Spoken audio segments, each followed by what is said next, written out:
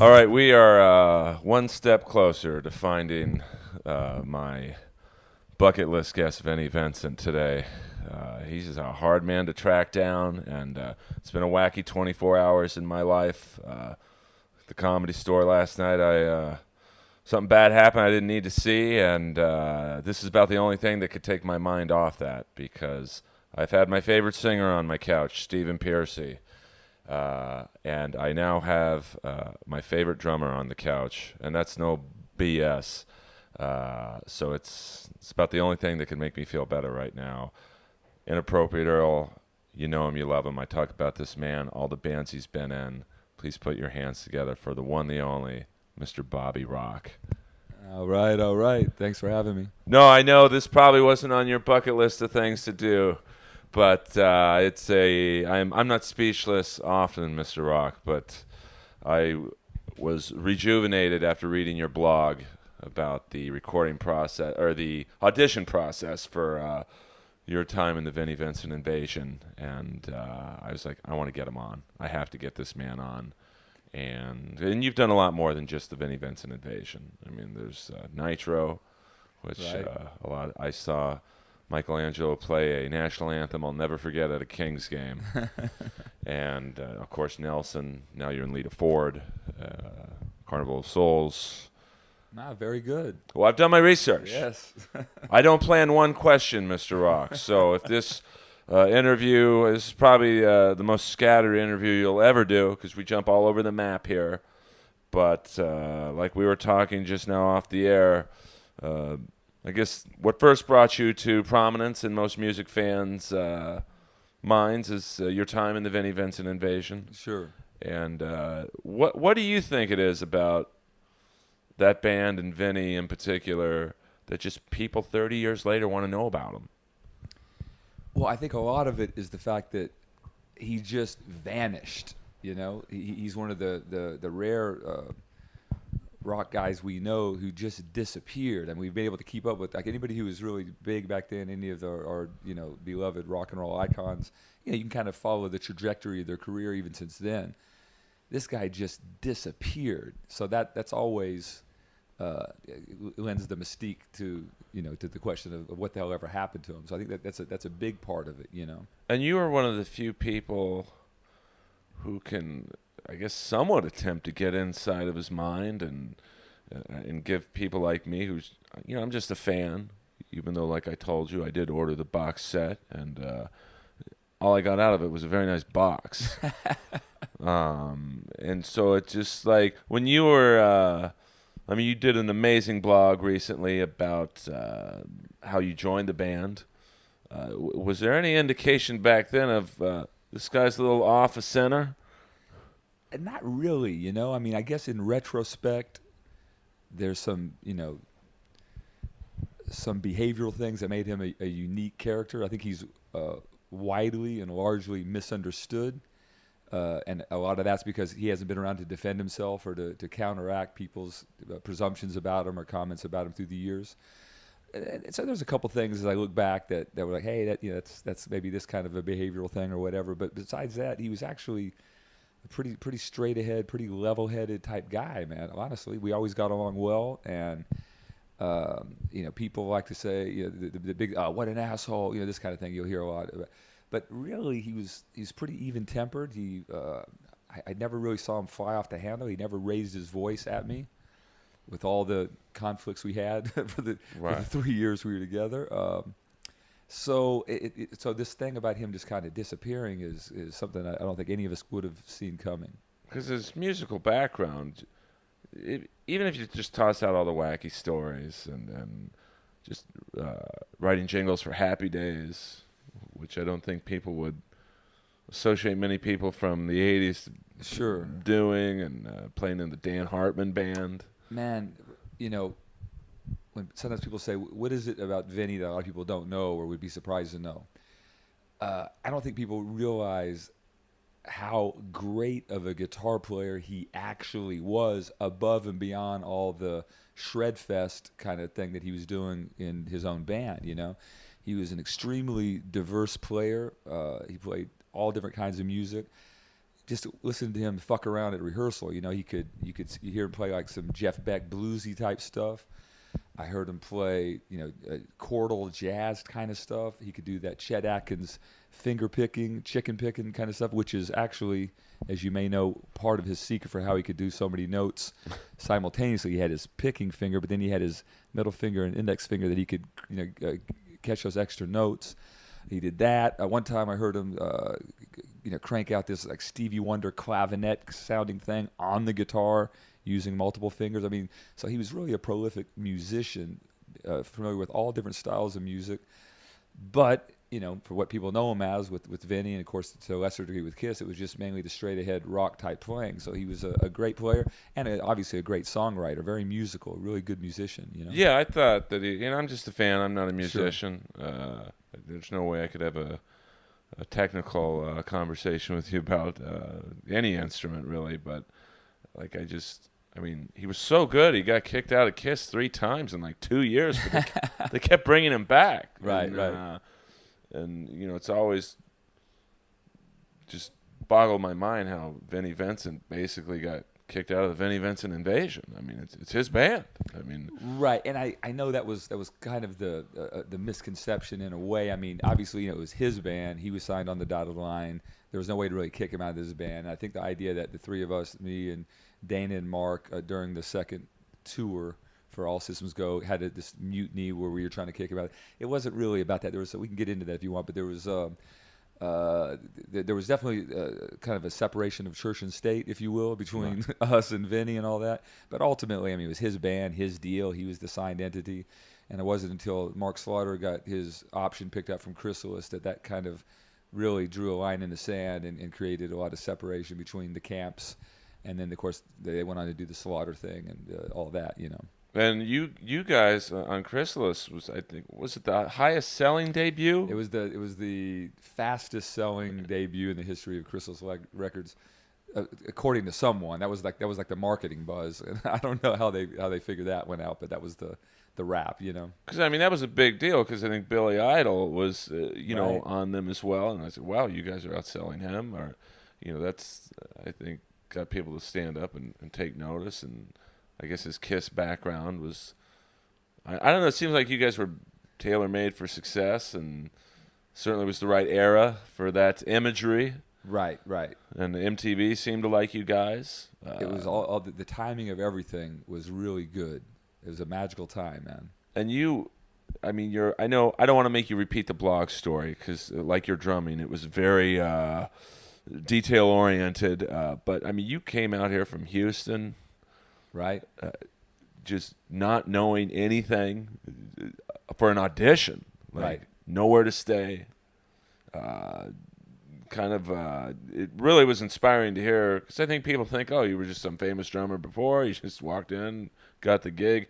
Can you please tell about the audition, 40-minute audition? You thought it was going to be, 5-10 minutes? That's what I was told, yeah.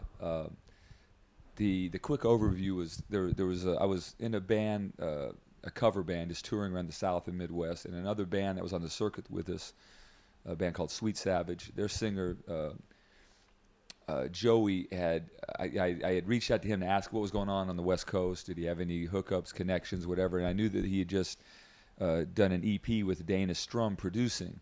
And I also knew that Dana Strum had connections to Vinnie Vincent, that Vinnie Vincent obviously had left Kiss, was starting his own band, that kind of thing. So Joey gave me Dana Strum's phone number, and I basically called and left Dana a detailed message, just a stranger calling from, some kid calling from Houston, asking for, begging for an audition, basically, So that kind of led to them agreeing to give me a shot. I talked at length on the phone to Dana, and of course he knew that I knew Joey. So he basically said, listen, finally, like 6 weeks later, when he called back to say, okay, come on out, we're going to have auditions, there were so many guys interested that they were going to do these like 10-minute screening auditions. He said, so initially when you come out, you're not going to be playing with us. We're just going to listen to you for like 5-10 minutes, do some different things, and then if we like what we hear, we'll have you come back for a second, more involved audition where you jam with the band, So I said, okay, cool, no prob. And so I had to kind of find my way out here. I had an old college roommate, friend Tim, his apartment I stayed at right down off of La Brea and Melrose there. And so we go to the audition, and he comes in. He's going to be like my little makeshift drum tech. We set the drums up, and it was just met Vinny. Dana was there. Singer Robert Fleischman was there. So those three guys just sat on the couch, and I got behind the drums and just started playing. And it just, I started getting a little more adventurous and trying some different things. And, all of a sudden 10 minutes turned into 15, which turned into 20.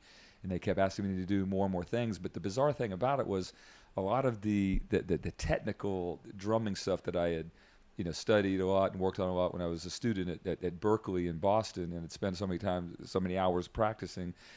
As I started kind of throwing in some of that shit, some different sounding stuff that really caught their ear, and they kept saying, "Oh wow, try what's that? Let me hear more of that." And I would do like like these Latin rock, funky type things. And I remember Vinny thought that my Latin stuff sounded sexy. That's what he said. I thought that was kind of an interesting comment, but nonetheless, Then they started playing Stump the Drummer. Oh wow, I see that you could do that with your right hand, but could you do the same thing with your left hand? Anyway, 30 minutes, 35, 40. It wound up being something like a 45-minute audition where I was pretty much hired on the spot. I mean, I think there was another guy who came in after me or whatever, but it was just like the right thing, the right moment. And it was, I'll never forget that day, man. And I did the blog recently because it was the 30th anniversary of the actual audition date, I mean, does it seem like it's been 30 years? In a way, no, but in a way, yes. Because so much has happened then but it just to say that, 30 years, that's a long fucking time ago, man. And so it's hard to compute in my head that, I was like 22 then, it was a lifetime ago, man. And like, were you a Kiss fan? Like, were you not, in awe of, oh my God, I'm going to audition for Vinnie Vincent, or did you just want a gig? Well, it's probably a little bit of both. I grew up from the Kiss Alive era, and was aware of when Vinny joined and that kind of thing. Was probably less of a Kiss fan at that point. However, I was a fan of the Lick It Up record and to some degree of Vinny's playing. I didn't know a whole hell of a lot about him, but it was I don't know, when I first heard about the gig, it just something hit me like, yes, that's my gig. I don't know, I can't explain it, but it was just when I first heard about it, I wanted that gig.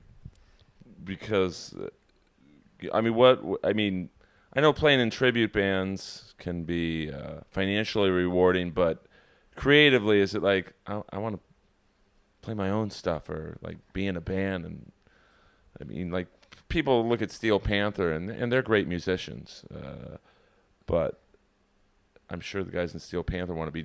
Do you think it was like, I want to get out of the tribute circuit and just be in a band? For sure. And of course then it was, we were just called, I guess we referred to just being in a cover band. Right. We played Motley and Ozzy, and we played a wide range of that kind of whatever was popular back then. So yeah, it's a hamster wheel doing that kind of thing. And you could back then, the way the club circuit was around the country was a whole different vibe than it is now. You can go to any big city, there would be multiple clubs with live music, 5-6 nights a week. So as long as you wanted to keep your ass out on the road, you could do it. It was different than Steel Panther in that, those guys make some decent bank. They make really good bank, from what I understand. Back then, as I mentioned in the blog, I was earning probably $150 a week, and it was just, and I realized I could do this forever. I need to get into some kind of a recording act situation, a band that's signed to a label. I wasn't sure what I would do yet, but I wanted to kind of take that next step, So when I heard about Vinny, he had this record deal. I knew that there was, to me, it was like the best of both worlds. It was someone who was a known entity, but it was a fresh, new project. I hadn't even heard the music or anything yet, So there was just something when I heard about it, I said, man, I just felt drawn to it, And as I alluded to in the blog, there was just this weird, again, not to sound overly dramatic about it, but there was something about, driving all the way out to LA and the whole process that just felt like I was fulfilling some kind of predestined thing or whatever. It's hard to explain, but so I just, all those things, hearing about it, talking to Dana, all the things that went into coming out for the audition, all felt sort of preordained or something, in a weird way. And once you got the phone call, what is that feeling like? I know Vinny said when he was waiting for the phone call to replace Ace Frehley that he literally, I don't know if he fibbed a little bit, but said he just sat in his bathtub for a week, just praying for a phone call. He got it, and then the rest is history. Were Right. you waiting by the phone, or were you? I know that feeling. I know that the exact thing you're talking about because I've been through that a number of times in my career also, where I auditioned for something that I thought I was going to get and I didn't get the call back, or I was waiting for somebody to call and I didn't get the call, whatever. This was a little different because I just like I knew at the audition that I got the gig. I think they all knew I got it. They had a formality of, okay, listen, they needed to talk amongst themselves. Our manager was in New York. They needed, there's just a few logistical things. So I think even as I mentioned in the blog, I actually don't remember the moment that Dana, whoever it was, called and said, "Hey, congratulations, you got the gig," because I just knew at the audition that I got. Like when I left, I there wasn't a question of, "Oh, I hope I get it." It was just something about my interaction with everybody live, at the audition. So that was kind of unusual. It felt like I got hired on the spot, more or less, Right. So Because everyone else was in there for 5-10 minutes. You're in there for 40 right, plus. right. And I thought the best part of the blog was you played for 40 minutes, and I think it was Vinny said, "Let's see you do a solo." Do a drum solo, yeah, It's like, what were you doing the last 40 minutes? What the fuck was I just doing the last 40 minutes? Every solo lick I ever knew. But I think what he was, it was kind of like a hodgepodge of just showing all the different things I could do. So I think he wanted to kind of hear me in context of what I might do at a show. If I were going to do a 4 or 5 minute drum solo, what would it be like? Just beginning, middle, end. What would it look like? So I think that's what he was looking for. So that's what I finished up with. Now, the recording process for the first album, anyway, was trying to be politically correct here, was from what I can understand from certain things I've read by you and others, a bit torturous. Would you say? It was a clusterfuck. Oh, that's an even better word. But done at a legendary place underneath where the Van Halen video for Jump was done. Wow, very good. Yeah, Baby O Studios off Sunset was the room we used, and you kind of went up these stairs to get to the studio there. Below the studio was this vacated theater where apparently Van Halen did their Jump video, but it was just like literally nothing down there. An old dilapidated old theater, kind of like with the big stage and all that. So they worked something out where we could rent out the space to record drums, and because we wanted like the ultimate mammoth live drum sound there. So it was a painstaking process where the drums were set up and mics were placed strategically around the space down there. We had a separate a separate snake running that fed all the signal of the drums into a PA system that was blasting through Studio B over there. So when I was playing, and they're recording in Studio A, what they're hearing are all the different mics that are picking up my drums in the live room, plus a separate feed of the live drums coming through a PA system, because that has its own kind of vibe. And so the drum sound was kind of like a combination of all these different things. Close mic, distant mic for that natural reverb thing, the PA thing. It was an absolutely mammoth drum sound. I mean, everybody was so stoked about it. The engineer was like, "Hey, it's called Mix Magazine. Have them come down and do an article." I mean, it was like that was how blown away we were by the drum sound we were getting, So if the story could be rewritten, we would have taken 3 or 4 days and laid down all the drum tracks with that sound, and would have been done with it there. But unfortunately, that's not. Well, we'll get into that a little bit. I mean, because I always thought the drums on the first album until the remastered version I don't want to say muffled, but like that's a polite word, yes. Well, listen, for me to critique drum sound on an album is, I don't have a great musical ear, but I was like, you're such a powerful drummer, and it's like, and I know Vinny's reputation is say, let's hear the notes a million miles a minute and extended solos, to say the least, which I don't mind, but it's like, well, I want to hear the other guys' instruments too. Right. I mean, well, the fact that if you're saying that you're not an audiophile, you're not the kind of guy who would do that, but you still recognize that they sounded muffled and they were way under the mix, that's a problem. So that was I think that was probably one of the tragic ironies of that record, in that all this time and effort not only was put together to get the drum sound, but the drums were redone multiple times. I don't know if how popular that knowledge is of how the recording was done and what happened and all of that. But the quick overview is, typically when you do a record, usually the drums are the first thing to be recorded. I mean, the day is rare, even back then, where the whole band would go in the studio, record simultaneously, and then everybody fixes their parts and you move on to the next song. Usually the key at the early part of a session is to nail down the drum parts. And you may jam along with the guitar and or bass player, but the main thing you're capturing is drums. And once the drums are all fixed up and ready to roll, then you add bass, then you put guitar, all that. Dana and Vinny, who co-produced, wanted to go the opposite direction, and this was largely Dana's influence. The way we did the record is we just had a basic drum machine groove as like a click track or like a metronome, and Vinny's rhythm guitar parts were the first keeper tracks recorded. So the first couple weeks at the studio, I would just hang out and listen to these guys cut tracks, and it was just this basic drum machine, goons, tats, toons, tats, toons, tats. Not even a programmed part, just a basic drum machine. Vinny did his rhythm guitar tracks. After they captured all the rhythm guitar, Dana dropped his bass on. So then when it came to time to do drums, I was essentially replacing, if you will, the drum machine tracks. So I was hearing in my headphones keeper guitar, keeper bass, and drum machine. I was playing along with it.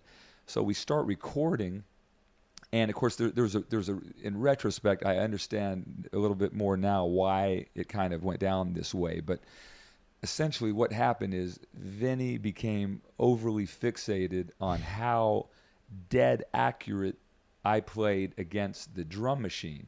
Because normally the drum machine is just a reference. If you can pull the drum machine out and listen to my drums against keeper guitar and bass, if it was grooving and sounding good, which we all thought it was, then that's cool. You could, if there was a mistake made in the past, you could punch. Back then were using 2-inch tape, so you kind of would punch in and punch out. Dana did all the recording.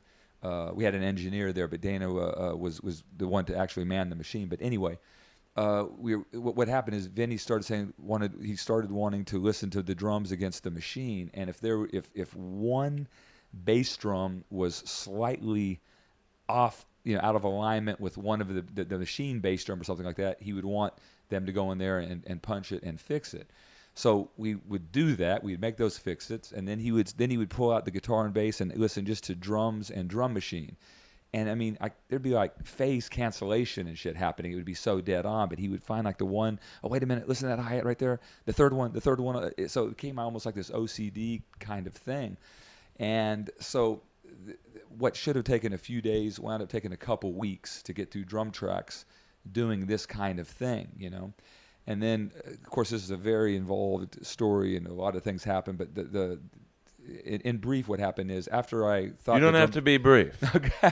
I mean, I know you got things to do, but fans, the recording process for these two albums are almost so shrouded in mystery because, I think Dana and Mark, want to talk about Slaughter, and, right. and you've certainly done many things after this, but people still, so please, take your time. Okay. Well, it was right before Christmas of 1985, and I had the drum tracks finished, so I thought. And we had spent, all of this time just going through every bar of every track, making sure everything was in perfect alignment with the drum machine, to the detriment of the tracks I felt, because I felt like I'd get a good performance of a song, and with maybe a couple little mistakes here or there, or sometimes I'd get a good start to finish pass. It felt like a live drummer in a big ass room. It was what we felt like the way it should have sounded, the sound we were going for. And I think in retrospect, what the problem was this was right at the Pyromania had just come out a year or two prior, so this was right at the beginning of that sort of programmed drum sound, kind of vibe. Right. And a lot of the stuff Vinny would listen to a lot of like pop stuff, Billy Ocean or Michael Jackson or this kind of thing. So he was used to those, the mechanical, almost like the robotic, drum right. machine program parts. and I think he was wanting to hear more of that kind of, Mutt Lange, Def Leppard programmed sound. But what we were set up to do was live drummer in a big room sound. And I think he was constantly trying to reconcile this, this big drum sound we had, and the fact that there's a live drummer playing with what the way he heard this thing sounding more mechanical or whatever. We didn't really put that together at the time, but in retrospect, I think that's what it was. Because when I tell people the story about all, I ended up doing the record 3 times. Okay, so before Christmas, went back to Houston. And right after the New Year or whatever, I mean, I would hear rumblings that they were still fucking around with drum tracks and fixing this or that. I'm like, what's going on over there? And eventually Dana said, you got to come back out, And I didn't realize at that point how close I probably had been to having gotten fired, actually. I think Vinny was disappointed. He didn't like the drum tracks. He thought my playing was, quote, all over the place to the machine and all that. And I ended up having to pay my own way back out to L.A. to do the record again with this twist. And the twist was, they had sampled kick and snare. And I want to say I had like some kind of a weird, like a setup in the studio where I was playing very machine-like. And they were trying to keep like the drum fills that I had done the first time around, but then replace the groove. I mean, it was an absolute fucking, back alley clothes hanger abortion that time. What we were trying to get together on these passes, and the vibe was not good with Vinny. I felt, and of course for me, a 22-year-old kid, I was like devastated. I'm like, I can't. I thought I could play. I can't play. And of course everybody pulled me aside.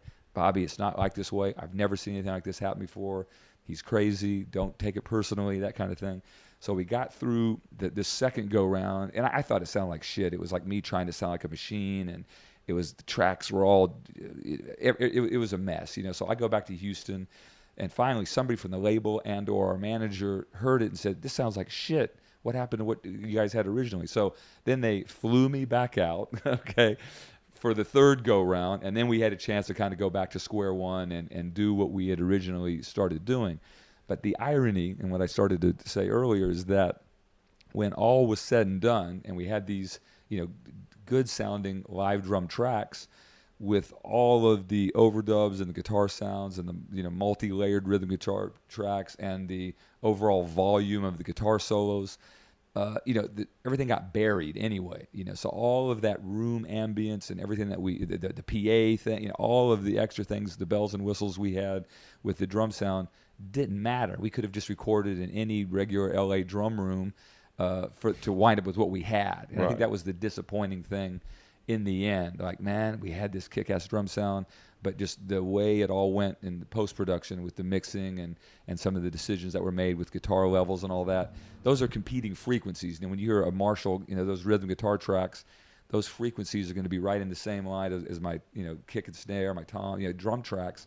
And of course, as you mentioned, it just had a very muffled type sound. And that, to me, I still enjoy those records. I love the songs. I even enjoy, love Vinny's playing. But it's like the drums are still hard for me to listen to. Oh, my preference is the first record. I'm a Robert Fleischman fan. Right. But I don't know. It just seemed like he was trying to. I've often thought he was trying to make the drumming on at least the first record sound like the Cars, like that. I love the Cars, right. too. But when I think of you as a drummer, right, I don't think of David Robinson in the same. Yes, I agree. It would be like you being in the car. I wouldn't see him being in the Vinnie Vincent Invasion. And this is before you guys had even gone on a tour. Right. I mean, was there almost a sense of maybe I wish I didn't get the gig? No, there wasn't. When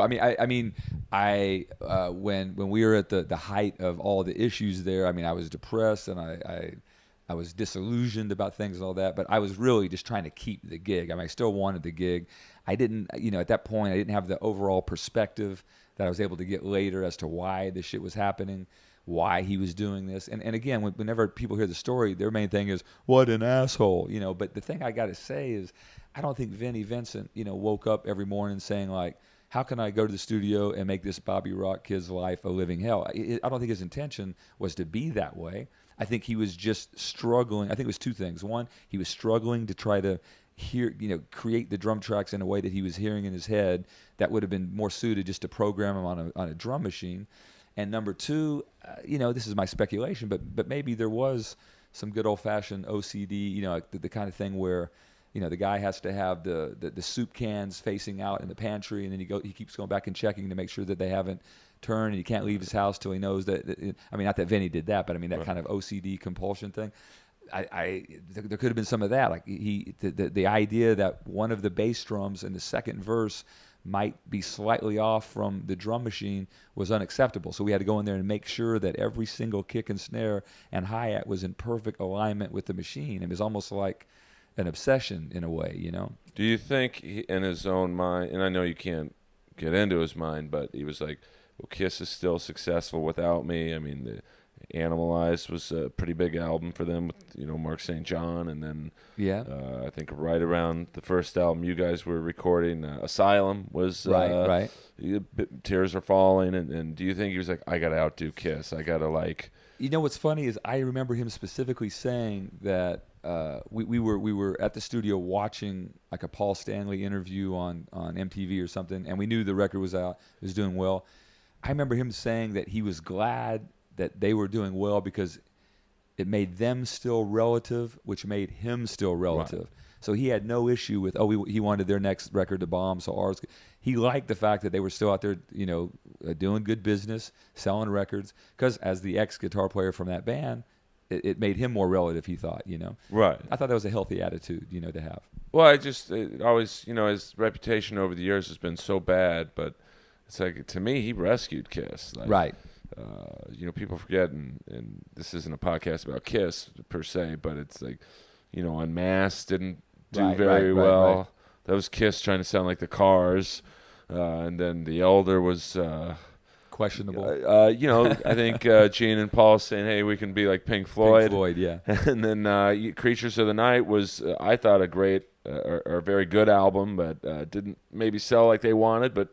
That was when Vinny kind of came into the fold, and then Lick It Up was maybe even a precursor to the Invasion albums. I mean, it was like a Vinny solo record, I thought, because he wrote, I think, co-wrote 8 out of the 10 songs. Yeah. And it didn't work out. And so now that we got through the recording process, you get the Alice Cooper tour. Yes. And I know one of the highlights of your concert playing, maybe top gigs and your incredible resume is the Alice Cooper gig, Halloween. Yes, Joe Louis Arena. Actually, 2 nights, the 30th and the 31st in Detroit, Alice's hometown. I believe both nights were sold out. They were, for some reason, I have a crazy memory for exact dates, but those were the 3rd and 4th shows of the tour. We started, the first show was Lansing, Michigan. Then we went to Kalamazoo, and then we had these 2 shows in Detroit. Alice Cooper was one of my all-time favorites as a kid growing up. Seeing the inside of the Alice Cooper record Killer, where he's hanging from a noose, that was like a big turning point in my young life to wanting to somehow be a part of the madness. And so to all of a sudden get that tour, and that, by the way, here we are 30 years later, but that was considered his quote-unquote comeback tour for Alice Cooper, because he had taken a few years off, I believe, and now this was his big comeback tour to go, and we jumped out on it with him.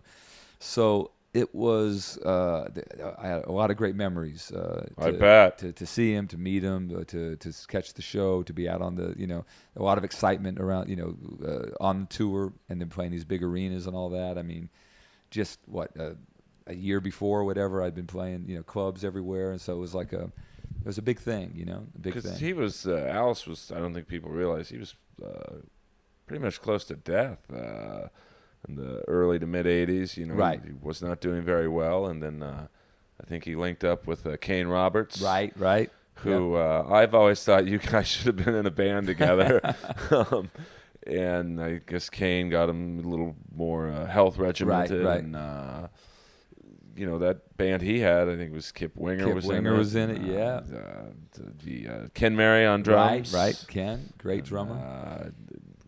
Devlin Seven. And, right. You remember? Wow, yeah. I got a weird Rain Man ability for the 80s. And wow.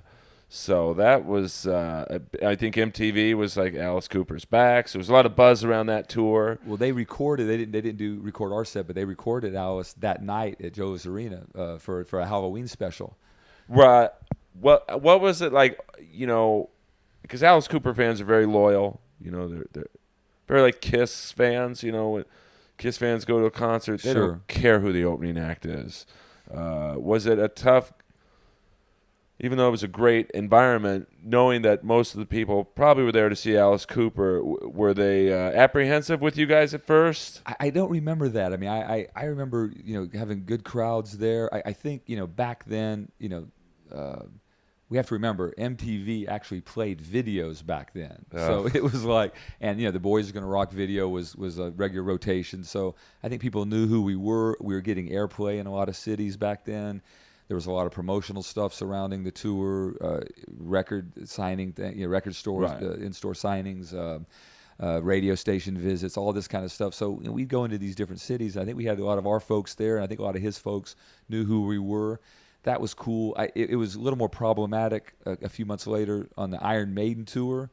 That was a little more of a more hostile environment because I think there was a little more of a line in the sand between a lot of the whatever hair metal or glam, whatever you want to call it, the bands that we were doing, and then like the Iron Maiden, Metallica, more of that side of the fence, So we had a little more of a challenge with the pink, cabinets and the kind of shit we were carrying around back then in front of those guys than we did with Alice for some reason. What I mean, seems like the recording process was, difficult at times. Just what was it like playing with Vinny live? And because you guys were a unique sounding band, Robert Fleischman, very just high vocals. Right. Vinny's playing is I don't want to say all over the place. Far be it from me to critique his playing. Was it tough for you to like keep up with his speed playing in a live setting? Not really, because the first thing we should mention, just for the historical clarity, is that, of course, Robert, he did the record with us, he did the initial photo shoot with us, and then that was it. There were some business issues. I never really knew what exactly it was, but between Robert and Vinny or Vinny's manager or Chrysalis Records or somewhere in the paperwork shuffle, they couldn't come to terms, so Robert bowed out. And then Mark Slaughter was brought in right at the beginning, right when it was time to start rehearsing for the tour, right before the Boys Are Gonna Rock video, and for that whole initial, all the initial promo shots, all that, that's when Mark Slaughter joined the band. And I should point out also that the very first time the Vinnie Vincent Invasion performed in any kind of a live stage environment was on the Boys Are Gonna Rock video. The most we had done prior to that was just some rehearsals at SIR over here off Santa Monica Boulevard. There had been no live playing, no live shows. And the other thing is that most people don't realize is that Mark Slaughter, as a singer, always was a guitar player too. He's actually a really good guitar player. All the bands he'd been in, he played guitar and sang.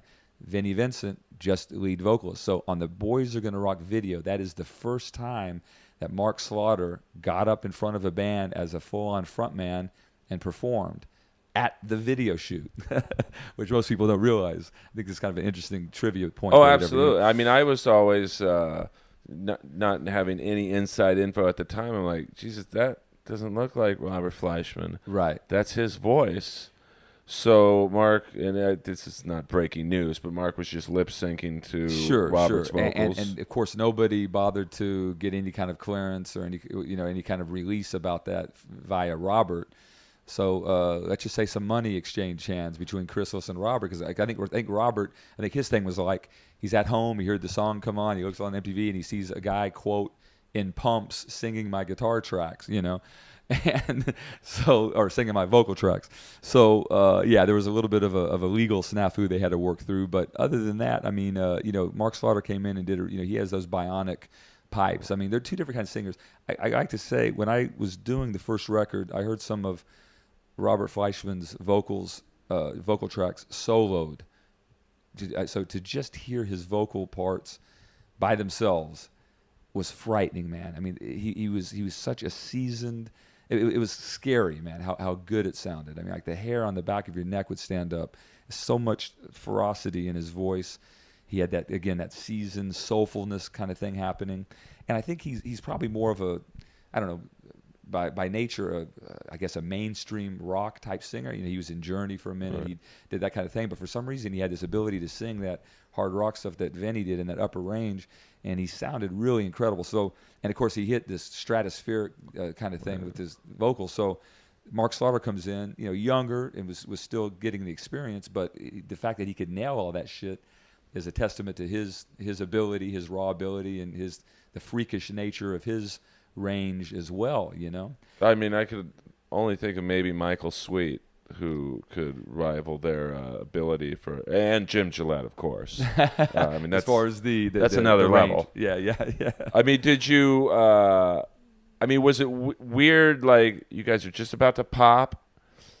Did you think to yourself, man, the singer's gone already? Yeah, it was weird. I mean, the only saving grace was the fact that, Robert really had a resistance to all the heavy glam stuff. Even when you look in the album cover, like he was not having it, man. They've tried to get him to look more like you guys. Yeah, and he just wasn't into it. He thought it was a faddish type thing, and you could hardly get any eyeliner on him, and he just wasn't interested. He came from the old school, whatever you want to say about it. So I think the fact that he wasn't going to be on board, the flip side was, well, we'll get somebody who maybe is more in sync with the overall vibe. Right. I guess that was the only way we could really look at it. We knew it was a devastating blow. I mean, hell, our front man's gone before we even hit the road, But I think that was what it was. So, all of the promo shots, the video, all those things had Mark in it. So it was like immediately. I mean, it was a little awkward at times. Mark had to sign a shitload of albums with Robert's photo on there, that kind of thing. But ultimately, it wasn't of too much consequence, I think, because Mark came in early enough so that all the live stuff, all the photos, and of course the video was done with him, Now, we'll get to the image just briefly. This was at a time when, it was about as glam as you could get. I mean, right. Rat was popping pretty big at that time. Motley Crue, of course, was, huge. Judas Priest even did an album that was pretty glam at the time with Parental Guidance. Right. And Kiss was looking like drag queens, and did someone come to you guys and go, "Hey guys, the album sounds great, but this is what you guys got to look like"?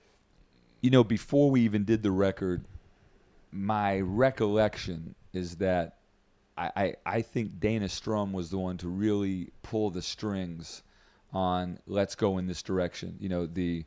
That first Poison record was just out. So I think, and when you looked Ozzy. around, right, that was the thing that was happening. The transition from sort of like the early '80s Motley Crue with the black leather and the tough type vibe.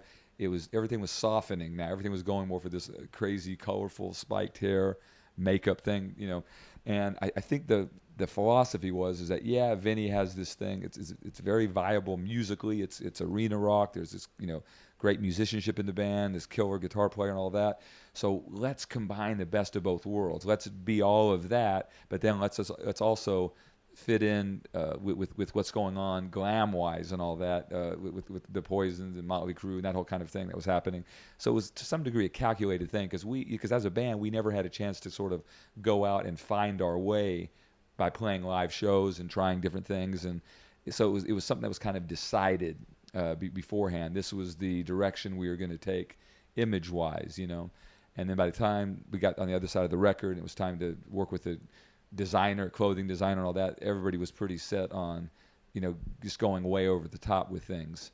We didn't know how far over the top it was going to wind up, but that was the right. I mean, was there? I mean, the Boys Are Gonna Rock video was just complete madness. Was it? Right. That to me was the video that signaled, wow, this is really heading into a over the top I thought Steve Stevens at Billy Idol was kind of wild looking back then, and then you guys, it was like Steve Stevens times 100. Was there? I mean, I guess Robert was right. Like, I guess it kind of faded out after a while, but was just like, hey, this is what's going to be big. Let's do it. And look, it's like that retrospective view. Like to go back and say, what could we have or should we have taken more of a middle of the road, White Snake, Iron Maiden, more of that, more of a classic rock look without all the big hair and all that. Would we have had more credibility? Would we have found our lane a little better, or even better if we would have done that? It's easy to go back in retrospect to look at it that way. But the truth is, when we did it and the video came out, it all seemed to work. In the moment, for the first year and a half of doing that, everything seemed to work. Then I think by the time we got around to the second record, Guns N' Roses had come out and kind of leveled the playing field, kind of taken things away from. Back then it was like the street look or whatever, Right. So everything kind of softened back up again, meaning that we kind of, if you'll notice on the second record, it was more modified. It was less of all the pink and all that kind of shit, and we kind of had mellowed things out. So I think image-wise, we were kind of just following what we thought at the time was the acceptable, rock and roll attire and look and that kind of thing. And I think Vinny had some unique ideas about, I think he had a way to kind of take things to the next level with the glam stuff, to say the least. Right. Well, no, I mean, even in the picture you have in front of you, and I know that this is just audio only, but you guys in that picture do seem to kind of scaling it back a little. There's no question, because this was the main promo shot for the All Systems Go campaign. So yeah, I remember the word the word to us was, do more of a street kind of thing. In other words, be more pedestrian looking, and that was our version of being more straight ahead or pedestrian looking compared to all the heavy duty glam and the shiny that whole scene that we had on the first record. Because, Guns N' Roses, I think I want to say, I might be off, and I know music fans jump on me. If they were kind of buzzing around 88, right? Around the same time the second album. Yeah. I mean, what was it like when you saw or heard that record? And it was like, wow, this might be time to, was it a real, kick in the balls for glam bands to go, this is what's coming next? I don't recall it being that way. I mean, I think anybody who heard that record said, "Wow, there's something special here," So I think we all felt like it was going to be a big record. I didn't necessarily perceive it as, "Oh, wow, this is going to come out and nullify everything that we're already doing." It just seemed like a kind of a variation on some of what was already happening, more or less. Right. So then the recording process of the second record seemed like it was a little more easy.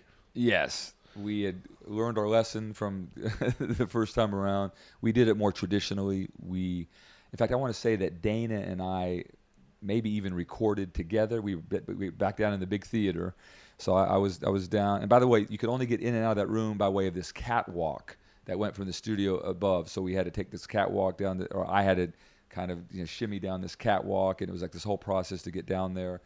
For both records, there was always a video camera on me, so they could see what I was doing up in the control room, but never, Big Brother could see me, but I couldn't see Big Brother, in the control room, which was always kind of awkward. But nonetheless, Dana was upstairs in the control room tracking bass, and I want to say that we recorded that second record kind of drums and bass to maybe scratch guitar or something. Probably did the whole thing in 3 days, like it should have been the first time. So it was a much easier process on the second one, And did you, I don't put you on the spot here, but at least in the recording studio, did you prefer recording with Robert or Mark in terms of vocally? Was one easier to drum to, or? In both cases, the vocals were done after my drums after my drums had been laid down, so I didn't have the experience of actually jamming with either one of them live. I was probably a lot more involved with Mark's vocals because at that point, we were roommates. They had an apartment for us. We were living together, and he would go do. I remember the day, after drum tracks, he would go in and they'd record vocals, and I would hang out with him there and all that. So I was around a lot more during the drum tracks. I guess I felt more of a connection to the recording process on the second record because I was in LA the whole time it was going on, as opposed to being back in Houston after I did drums for the first one. All right, now I don't like talking about bad stuff, Bobby, but what? So the second record did well. Yeah, I think it's Not quite. Did it live up to the hype of the first one? I guess is what I'm trying to. I don't know that it lived up to the hype of it. I think at the end of the day, they both probably sold a few 100,000. I want to say sales were probably similar for both of them. We got a couple videos out of the second one. We had that thing in Nightmare on Elm Street. Yeah, which is a big boost. Love Kills. Love Kills was probably the biggest song we had at radio and on MTV and that kind of thing. So. But there was probably less of an overall vibe, I would say, on that second record. And by the time we hit the road, we were all hanging on by a thread at that point, you know. What was the biggest tour for the second album? All of our touring for the second record was just headlining big clubs and small theaters kind of thing, you know. And was that like, I don't want to say, I guess where I'm trying to take this is, I mean, what kind of was the beginning of the end, at least for you and the Invasion? Was it second album's done, touring not small clubs, but clubs, smaller venues in the first tour? Was it like, oh, is there going to be a third album? No. Before we even hit the road for the second tour, we all knew we were riding on the Titanic. We all knew it was just a matter of getting through this tour. What happened was when the second record was finished and we were, you know, getting everything ready to roll with that, we were, it was either before we did that time of year video, or it was somewhere in that, it was before we hit the road, but while we were still in LA getting everything ready to roll, we started, we were looking for new management. And why? If you can get into it. Sure. There was a feeling that our first record should have done better, that we should have had a second video, that, you know, this kind of thing. So I think a lot of that fell on the shoulders to some degree of our label, which we couldn't do anything about. We were signed to Chrysalis, and I guess we felt like it wasn't really a hard rock label, and they should have done this and they should have done that. But then the other thing was a lot of it fell on the shoulders of George Suet, who is our original manager. And it, you know, again, it's hard to say whose fault was what or whatever, but it was just they were determined to let George go and get into some, quote, real manager, get a bigger manager, get a manager who could make more things happen. Like a Doc McGee type? Something like that, yeah. So we had a series of meetings with different managers, and the other thing was, and this is what's kind of difficult to talk about, but I think Dana, Mark, and I felt like, and this was just feedback that we had gotten from the first record or the first tour and all that we felt like there were things that Vinny might have been doing that could ultimately have been a detriment to the band, just from our perception. Who knows, you know, what to attribute to what. But what happened was we'd have these meetings with a different manager. Then all of a sudden, like, Dana would pull the guy aside, or we would have a separate meeting with the manager when Vinny wasn't there, kind of delicately, you know, trying to, outline what some of the challenges would be if they were going to take us on. We had this problem. Vinny's doing A, B, and C. What can we do to circumvent some of the things he was doing? Blah, blah, blah. And I'm giving you the Reader's Digest version here, but eventually what happened is one of the manager guys pulled Vinny aside and said, you know, your band, I think, is trying to undermine you, because they just had a separate meeting with me, and he spilled the beans about what was going on. So Vinny came and confronted us with it, and we all, oh no, it was a misunderstanding and all that. But the vibe was just strained at that point, going on the road for the next tour. So we had a lot of cool things happening, but before we left, there was just this weird vibe where Vinny felt like there had been this band mutiny, and he didn't know to what extent he could trust us. And his option did not get picked up for a third record on Chrysalis, but Mark Slaughter's did. Okay. So his option gets picked up right before the Love Kills video gets edited. And I remember one of the first stops on the tour, back then, of course, everything was VHS tapes and this and that. They sent us a tape of the cut, and of course, Mark Slaughter is all over the Love Kills video because Chrysalis was thinking like, well, this is going to be our next guy. Right. Let's really feature him in the video. And I don't think Vinny was too happy about that because he felt like this is my band ultimately, and But anyway, so but the real demise, and I probably have spoken about this publicly a time or two, is that on the road early in the tour, I did pull Vinny aside, and I did, in my naivete, probably say a little too much about, listen, we were unhappy about A, B, and C, so yes, we did have a couple meetings, and thinking that if I leveled with him, that he would understand more about what was going on, and it backfired, because then he perceived, that kind of confirmed his suspicions that there was this band mutiny thing and all that, and the rest of the tour was all fucked up. It was like Vinny and his tour manager, and then the manager we wound up getting kind of ended up. That's a whole other story, but he kind of it was like the new manager, Vinny, and the tour manager in one camp, and then me, Mark, and Dana trying to hang on in the other camp. And there were all kinds of weird shit went down the rest of the tour. Like we'd finish a show someplace, and whenever Vinny was ready to split, they would just get in the van, the bus, and go back to the hotel. And if we weren't ready to leave yet, we'd have to find like fans would be bringing us back to the hotel. And it was like, And the other weird thing about that tour was we wouldn't see Vinny during the day until right before showtime. Like we would go to sound check by ourselves without Vinny, and then he would go to the gig separate from us. And like 5 minutes before we were going to walk on stage, Vinny would walk out from his practice room backstage someplace. Hey, what's up, guys? Cordial, Right. Nobody was fighting or whatever. And we would do the show. After the show, it was like we were just punching the time clock, basically, doing these shows because we had a couple months worth of dates on the books. So it was all a matter of let's just get through this tour, more or less. So when does it become? Because the number one question I think people want to know, and I know you've talked about it a little bit, why weren't you in Slaughter?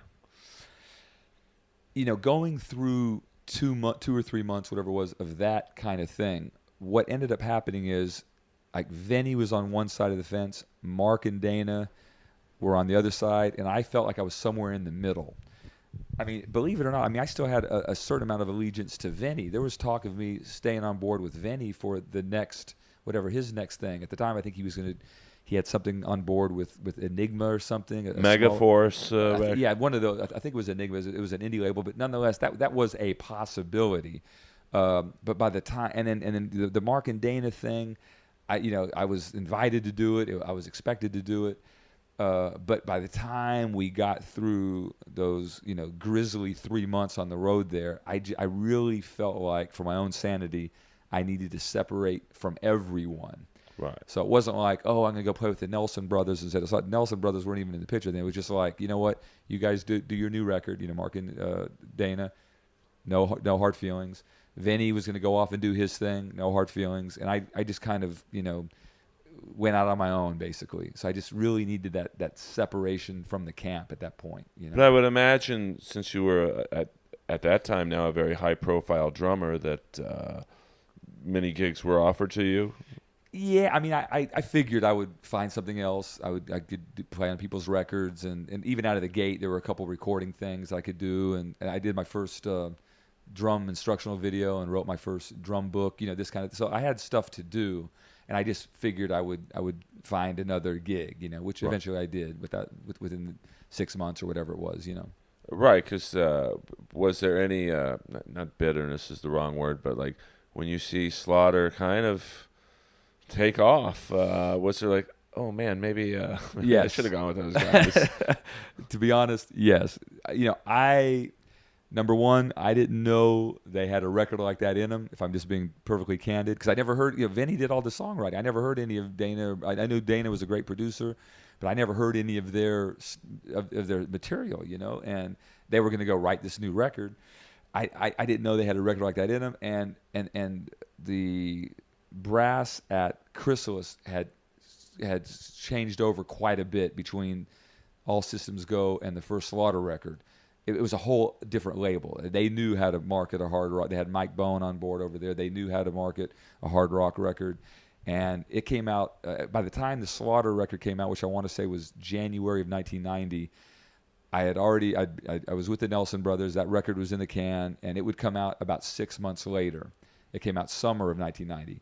But for those first 6 months, man, that fucking, Up All Night and Fly to the Angel, like these tunes were, it was like you couldn't turn on MTV without seeing those videos. So to be honest, I thought, oh shit, I hope I did the right thing. I mean, again, in retrospect, I had other reasons for not doing it, but yes, when I saw the ship blow up, I did have second thoughts. And then Blas was a student of yours? Yeah, he was back in Houston. So was that even like, not, I mean, I'm sure you were happy for him, but it was like, wow, my students, at the moment anyway, Right. got a better gig than I do. Right. So that Yeah, I was okay with it. I mean, he really got that gig on his own. I mean, I didn't even go to Market Day and say, oh, by the way, this guy would be a great replacement. He just, confirmed with me, so you're not going to do that gig? I said, nah, I'm not, man. And so he kind of, there was another guitar player from Houston that wanted to try to get in on it, so I think he kind of sent his promo thing. He really got the gig on his own. He was the perfect drummer for that band. And I felt good that at least one of us were doing it, But then Nelson blew up. Right, and then the Nelson, we had a really good run with that, so. I mean, I saw you guys at Springsteen was my first concert at the Coliseum, 5 straight nights, something I'll never forget. I mean the Coliseum, for God's sakes. Right. But my first rock concert was '91 at Long Beach Arena. It was Winger, Slaughter, and Kiss, but I remember the Nelson Twins were right behind me.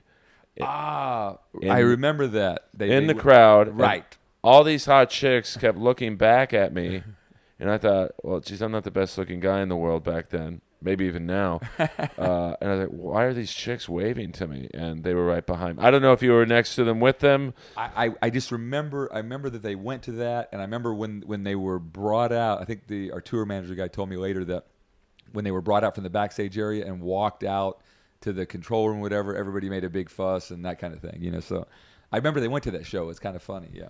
What was the recording process like for Nelson? It was pretty straightforward. We had a false start we had one particular production team that we did a few songs with it. It didn't work out. But overall, everything was pretty straight ahead, pretty harmonious on that record. Mark Tanner produced, we have David Donner engineered it. Kind of like the traditional way. I mean, look at every single record I've done since that first Venny record. Every time I've set foot in the studio, nothing has ever been as hellish as that first experience. So, again, in retrospect, I'm glad because I didn't think so at the time, but I'm glad I got that out of the way first, because no other recording I would ever do would be anything like that experience of just banging your head against the wall trying to produce something that was almost unproducible. So the Nelson record was pretty straight ahead. We record, again, live drums. Matthew and I, the bass player, Matthew Nelson, we recorded our tracks together against scratch guitars. It was pretty easy. Right, and then when after the rain took off, right, you're like, was it like, hey, I'm back on MTV? Like, yes, yeah, it was. And then they had, and then what was it like? I mean, Nelson had, I guess, did they? I mean, this is right around the time when harder music was starting to, come in vain. Was when you were in Nelson? Was it like? Was there a point where there'd be a video or a band where it's like the ship is about to sail on this type of poppy metal music? I think, again, the retrospective view, that band, I think we kind of wound up, in that sort of metal edge, world, right, just by default, when you think about the Nelson brothers, who they are, where they came from, what they do, there wasn't anything else really like it at the time. It was really, if we're being honest, a little too light for the, even by Warrant standards or Slaughter standards or any of the other bands that were going on, Cinderella or whatever. It was a little too light to really fit in with all those bands, but it was too heavy for like the New Kids on the Block thing, right, or whatever. So we were kind of in this weird nomad land in between those worlds, and we kind of were pushed into all the marketing strategies that you would use for the Metal Edge and all those magazines and all that. But at the same time, the 16 and younger female crowd really caught on. So the brothers were always like in this 16 magazine and Tiger Beat and all that shit. So it was a weird hybrid in our audience. We we couldn't really find a tour. We couldn't find a suitable tour to jump on. So we ended up headlining, 1,500 to 3,000 seat theaters. And like the audience was like all like a David Cassidy, like a young Right. girl type. Like the shrieking was so loud that we had to actually upgrade the sound system on the Nelson tour on 2 separate occasions during the first 3 or 4 weeks of the tour. That's how loud these little bitches would yell at the show like that. Just this shriek. And so that's a different kind of scene than what was happening, like Slaughter being out with Kiss, or doing more of a traditional hard rock kind of thing. So it was a weird thing to play in that band at a time where I think we were kind of like the redhead stepchild of that thing. Like, oh, Nelson, they're more of a pop band, or it had more of that kind of vibe. But it was we were what we were. And again, if you look at the Nelson brothers, where they come from, I mean, their dad, Rick Nelson, he was really an innovator in the California sound, the acoustic guitar thing. He was a precursor to bands like the Eagles, that kind of thing. So they grew up more from that. You pick up an acoustic guitar, you write a song, the singer-songwriter kind of vibe, singing harmonies. They still do. They sing their asses off. They do what they do really well. But it's a different vibe than growing up on Led Zeppelin and Black Sabbath, and more of the blues-based rock that all the other bands were doing. So I guess it kind of stuck us in a weird middle ground where we never really felt deeply rooted anywhere in particular. Because you guys were like, to me, like the last band of the, and I mean this term, affectionately, the glam era, to kind of get on MTV and before the Nirvana and Pearl Jam and grunge wave hit. Was there a tour? Once again, like you say, in retrospect, that you think you guys could have got on that would have made the ship ride last a little longer? Like, I mean, I know Kiss at that time was, I guess the Hot and Shade tour was '89. Actually, we wound up in their bus, so I know they were off the road. Right. That was a novelty. We were on tour in the Kiss bus, the bus that they had used on their last tour. That was what the funny novelty was. So I think they were off the road at the time. I mean, we were out for almost all of '91. The tour started, I happen to remember, February 14th in St. Louis, and we toured. We did 2-3 months of a really successful theater tour. Then our manager, Larry Mazer, was actually the manager for Cinderella. So for whatever reason, to help them sell tickets to whatever, he put us on the bill between Cinderella and Lynch Mob. So we did a couple months of arenas, and I don't know that was a great idea for, I don't know that their audience was thrilled to see Nelson. Meanwhile, a lot of our younger audience, I don't think the parents wanted to bring them to a Cinderella concert or whatever, with the dope smoking and all of that. So, but we made it through there, and then we ended up doing some headlining sheds and stuff like that. So it turned out okay. We had a good year. I don't know that there was a more ideal band. I mean, probably something like Bon Jovi or something like that would have been probably a better fit for us. But that was it. We wrote it out. For as long as we could. We went to Japan at the end of the year, and that was it. Then we started thinking about the next record. But I mean, even Bon Jovi was like, I remember I saw them at the Forum, and I think Arcade was the opening band, which was Stephen Pearcy's. And even Bon Jovi was kind of, I don't want to say toughening up their image, but they weren't dressed to the nines and, singing the Desmond Child pop songs. They were, kind of, for them, trying to be somewhat like Metallica, I guess, harder songs. But so when that whole scene is kind of coming to an end and Nelson had a good run, what's going through your head like, what do I want to do now? I mean, in terms of what kind of style of music do you want to get into another band right away? Or, I mean, what was the end of Nelson for you? Well, the brothers had this idea for a second record that was kind of a harder-edged concept album. And so we all packed up and moved to Reno, Nevada, and we moved into this residential studio called Granny's House, where I think one of the Whitesnake records was done. And we all, essentially, it was like a Victorian mansion. They had a recording studio. So the whole band, we all just moved into this place. And we were kind of out of sight, out of mind from the label to some degree. And the brothers were kind of free to do their own thing. And it was kind of it was a very progressive record. It was heavier. It was cool. There's some good songs on it.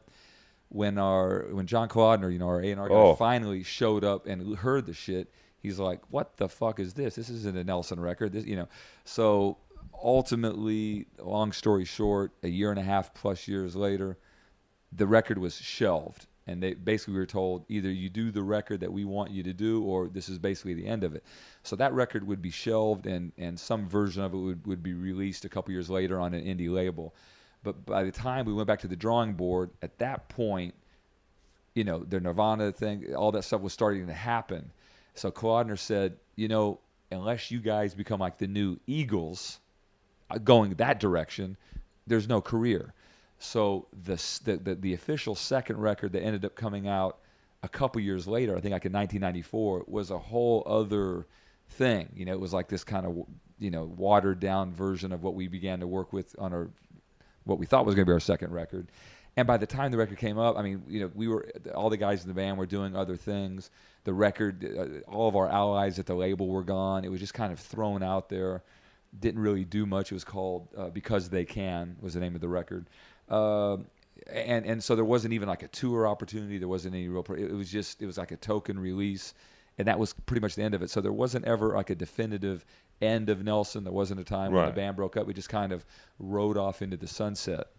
I mean, how crazy or intimidating is it to have John Kalodner, who's like one of the most legendary A&R men ever? I mean, Boston and right. Basically revitalized, I guess you'd say, along with Desmond Child, Aerosmith, to have him be that blunt with you. By that point, I was kind of into other things. I wasn't at that meeting, What were you into? I always was drawn to like the drummer's drummer type thing. Like back in high school, like anytime like a drummer would do his own record, or like the great jazz drummer Buddy Rich, like these were the guys. This was a lot of my original aspiration to kind of.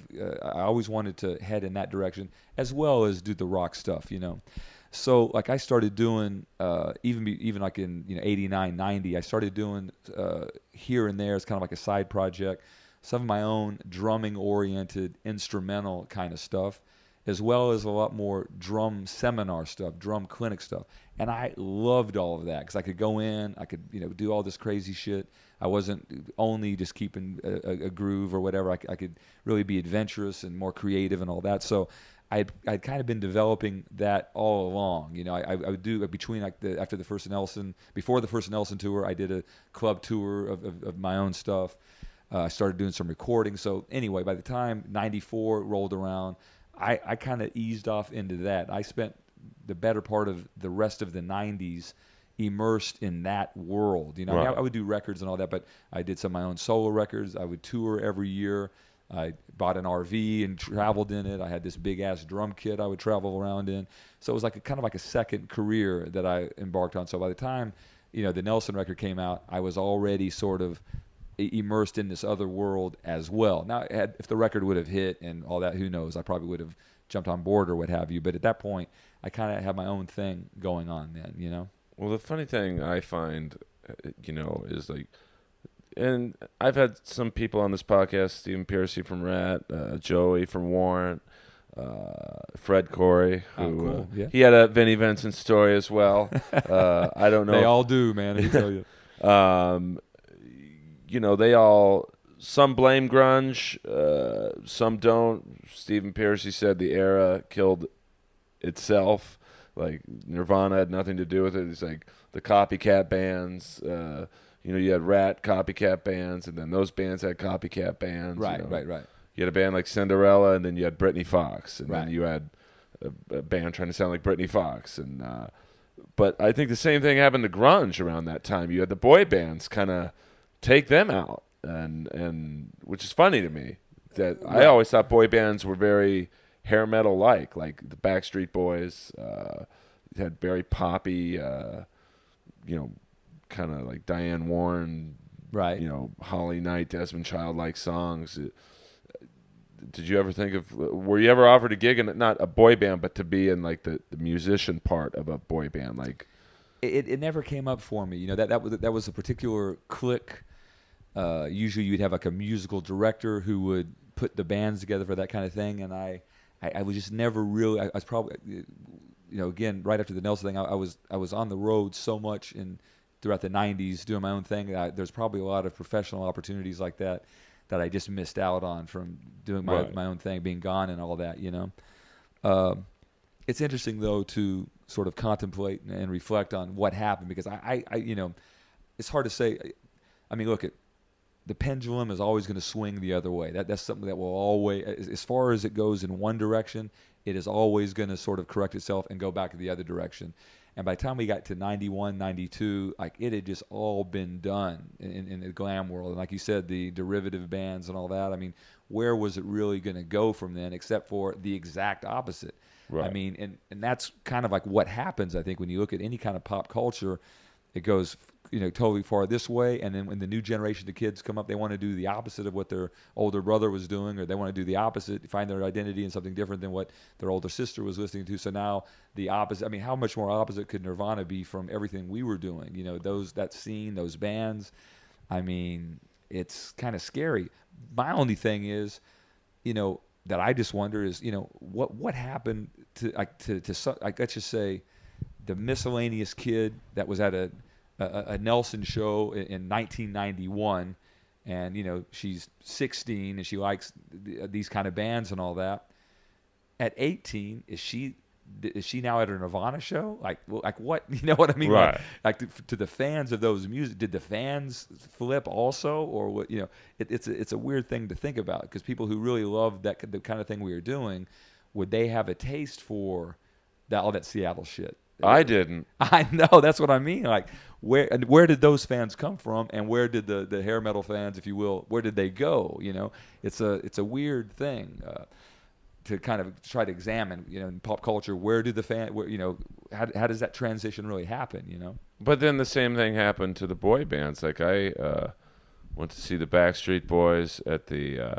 My girlfriend at the time was working for them at the Allstate Arena in Chicago. Right. And it was mind blowing. It's one of the best. It reminded me of being back in an '80s glam show. It was just the matching outfits, the choreographed dance moves. Right, a great band. Right. I don't know who any of them were, but they were kind of. I felt bad for them because they were kind of in the back of the stage. Sure. But then boy bands kind of like. You had Backstreet Boys, NSYNC, I think O-Town, a couple others. Sure. I'm out of my element talking about boy bands. And then, different music came in and overtook them. And Right. But I find that the 80s, and you're more than just an 80s drummer, they always seem to come back. Like, it's such a fun era. And just, I mean, do you like, some people don't like being associated with the 80s, but God, it was a great era. I'm cool. I understand it. I from my perspective, when you think about it, I mean, that was, the last 30, 35 years of doing this professionally, I guess 35 years now, that was just, to me, that was just a slice of a bigger picture thing. Right. But I understand how, I call it Jack Tripper syndrome. Like everybody knows John Ritter for all those years as the guy who was in Three's Company, the guy who was in Three's Company, the guy who was in Three's Company. And this motherfucker was a talented guy. He did indie films, he did plays, he did all these different kind of things. But he was always the guy from Three's Company until, I think right before he passed, he had that popular TV show, 8 Simple Ways. Right. So it's Jim, it's Jim, something with Jim in it. Something like that, right? But and then it was kind of a reinvention. Right. But the thing is that's what other people would recognize him as. So in my case, I even to this day, and with all the gigs I've been doing with Lita Ford lately, I understand we're playing for that audience. We're playing for an audience, in that 40 plus age range. 50 plus age range who are, they're taking a night out to go to the casino to take a little walk down memory lane and listen to the big Lita Ford hits and so forth. And a lot of them will recognize me as, oh yeah, you play with Vinny. Oh yeah, you play with Nell. The old fan. And I'm cool with that. I recognize that I was kind of a part of a scene that was very important to a lot of people back then. It was like you said earlier, and I know you got to get going. I mean, I could talk to you for hours, man, but I know you probably don't have hours. I do, being a stand-up comic. Comics have a lot of time on their hands. I mean, back then it was just such a. It was back when MTV played videos, right?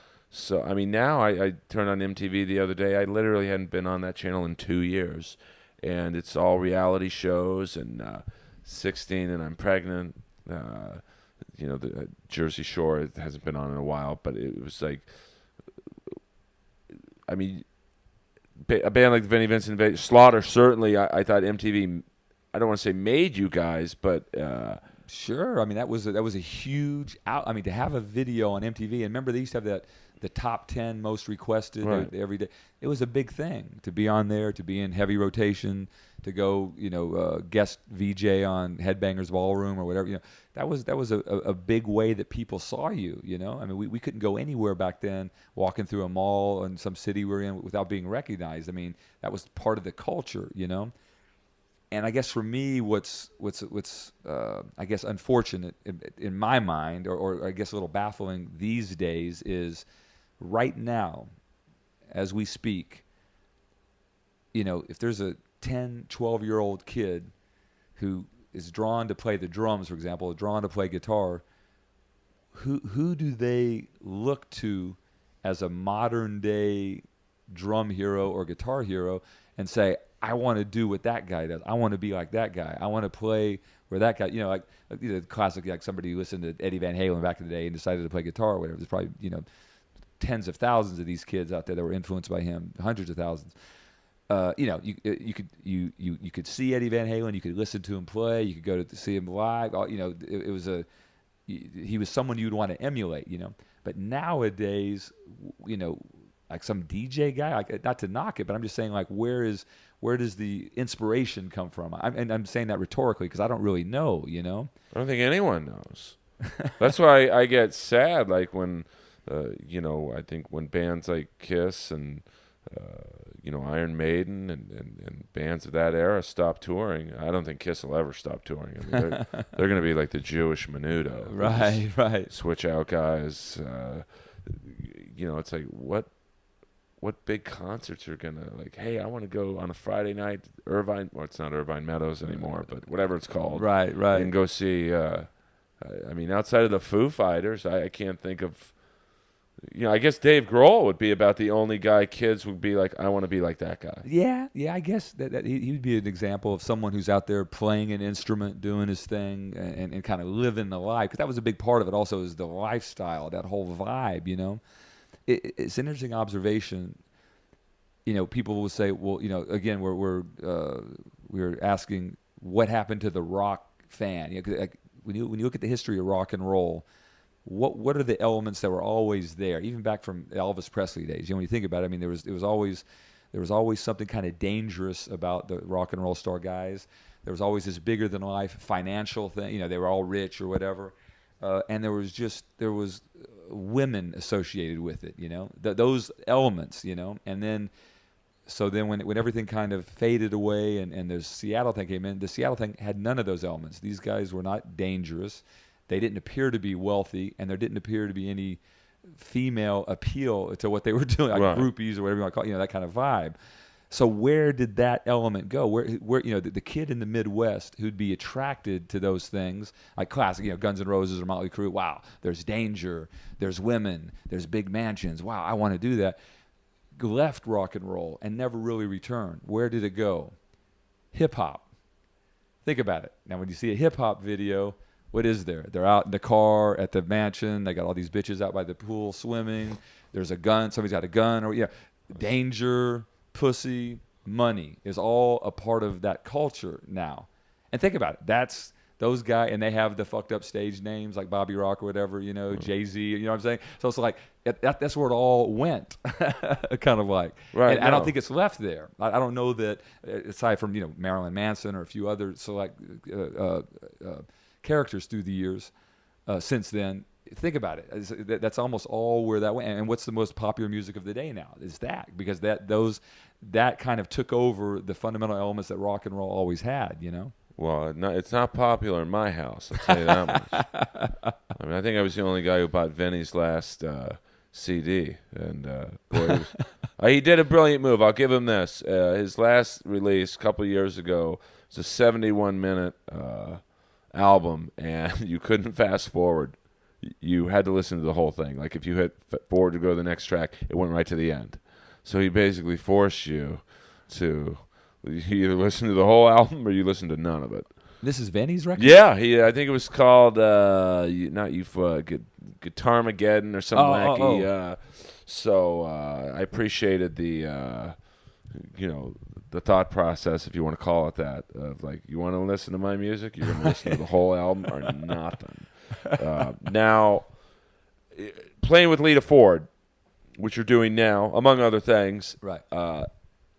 Is it hard for an artist like Lita, to put out new music, because people go to a Lita Ford concert, they want to hear "Close My Eyes," right? Obviously, "Kiss Me Deadly," right? And maybe a couple Runaway songs, and she had a lot of hits. Is it like, why even bother do new material? Like put out a new album? I would agree that the majority of the fans want to go there and take a walk down memory lane and listen to the big hits and all that. That's the case for almost any of those bands. Look at the Stones, look at Aerosmith. I mean, they could put out a most brilliant new record, but when you go to one of those shows, what are the tunes you want to hear? All the big hits. So I think you do a new record. I think she would do a new record because she wanted to do a new record. I mean, she did release one called "Living Like a Runaway" a couple years ago. I think it was a solid record. We're in the process right now of putting tunes together for another record, so we're going to go in and probably record early next year just to do another one. Now, these days there's no real industry. There's no like big record company advance. There's no, let's go out and try to sell a couple 100,000. So it's just, I think you do it because as a musician or as a player, you got to do it. To ask a musician to stop coming up with new riffs or new lyrics or new whatever it's just part of what we're going to do. And it's there is a market for it. I mean, I think some of the hardcore fans will be interested in the new stuff. We always include a few new songs in the set, that kind of thing. And I think you just have to do it because you feel like doing it. You feel like you need to have a little bit of that forward motion happening also, Because I just don't like, nothing against Taylor Swift, but it's like she sells 5-6 million copies of a record, and you see a band from our favorite genre, not like, I think Rat's last album, which I thought was really good, 50,000.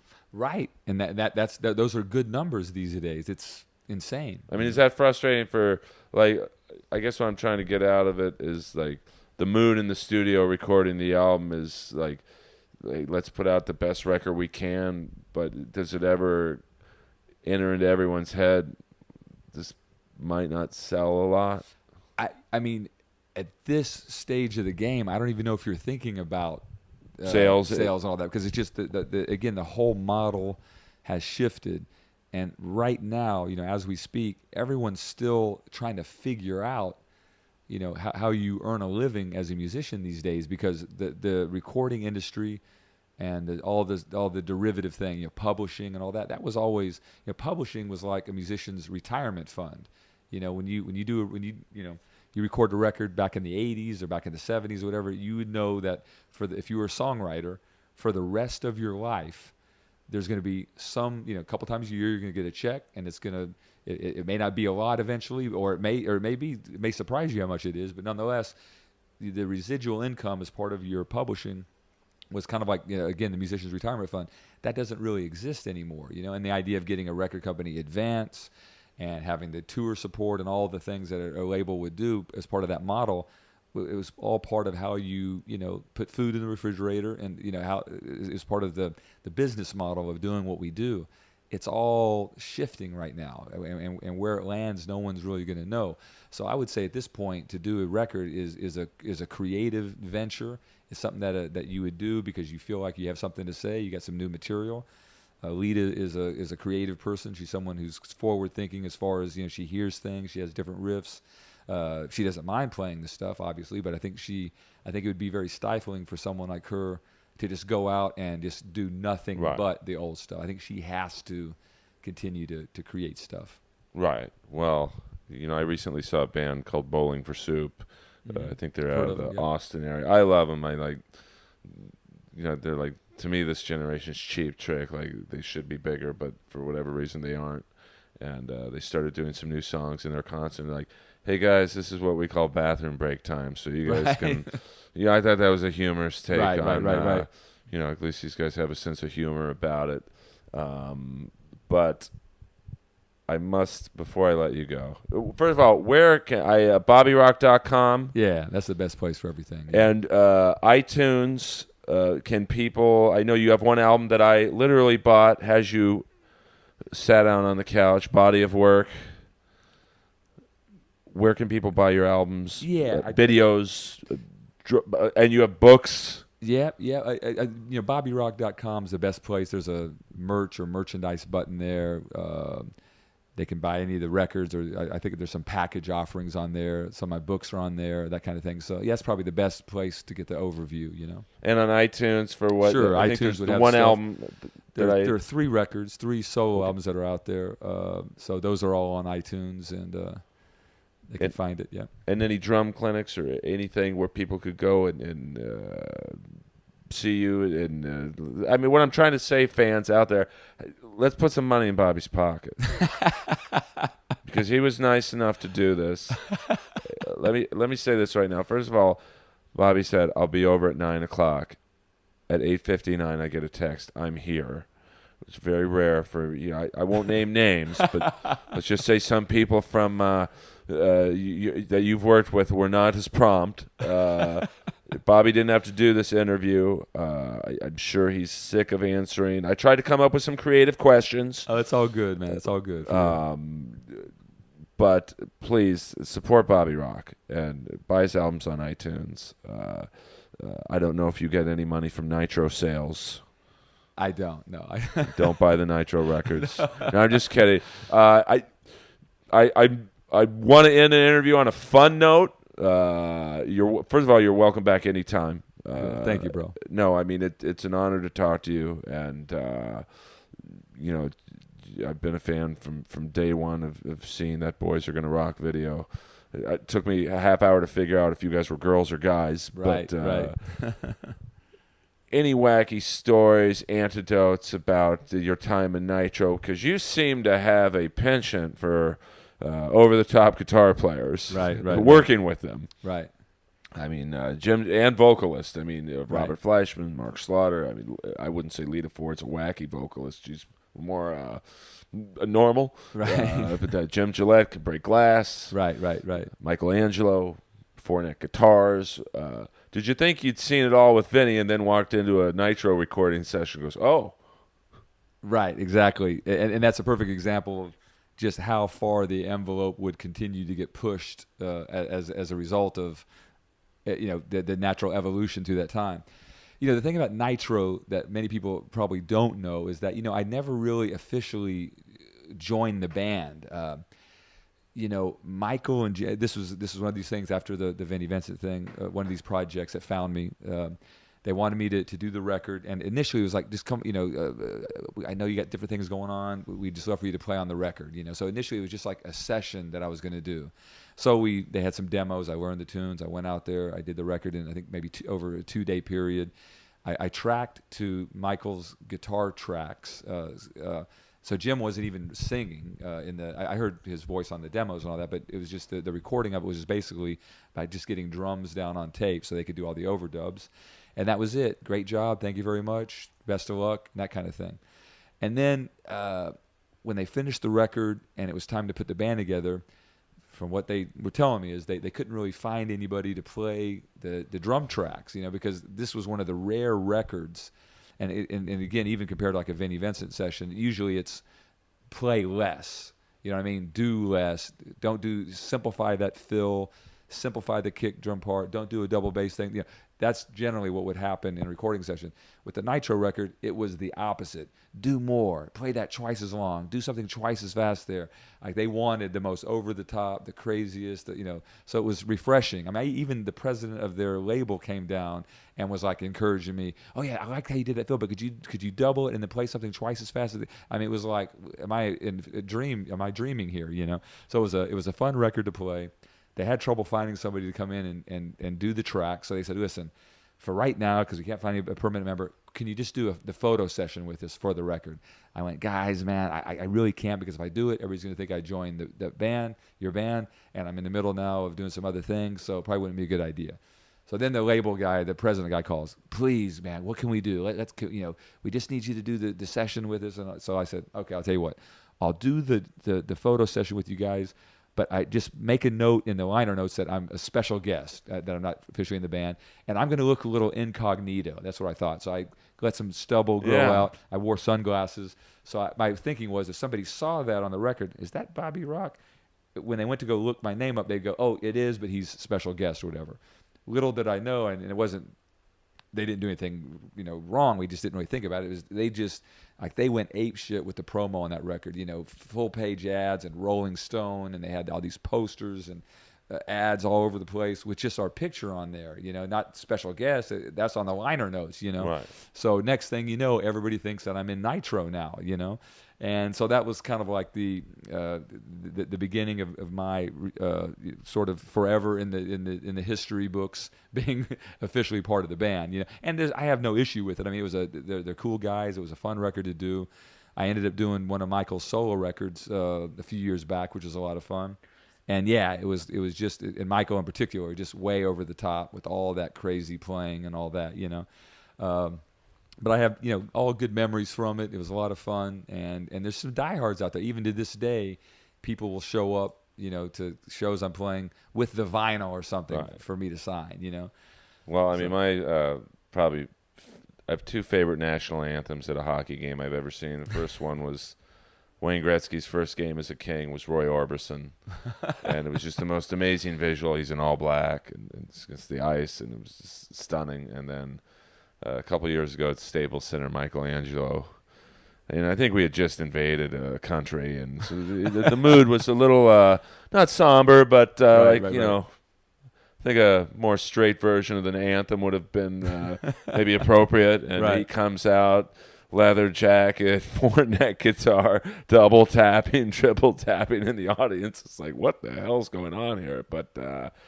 Bobby, I can't thank you enough for doing this.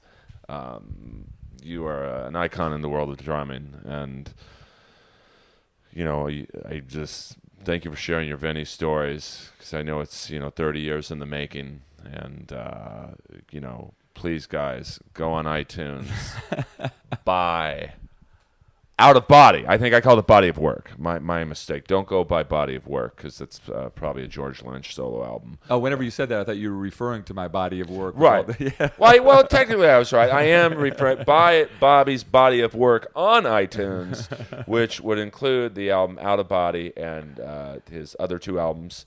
And you get any money from Vinny, the first two Invasions album sales? I don't. I wasn't a writer on any of the stuff, so I don't want to pry too deep into the finances, but support Bobby in whatever way you can. Go on BobbyRock.com. Twitter, do you do Twitter? Yeah. I think it's Bobby Rock Live. Okay, and Instagram Twitter as well? Same thing, yep. So please follow Bobby on Twitter and Instagram. He didn't have to do this, and it's hotter. It's like Africa in my condo right now. So he's probably sweating more in my house right now than he did those first recording sessions with Vinny. And Inappropriate Earl, we're on iTunes and SoundCloud. Rate and review us. Support Bobby Rock. And I don't know how I'm going to top this interview. Other than Vinny, we're not topping this. So thank you guys very much, and we'll see you soon.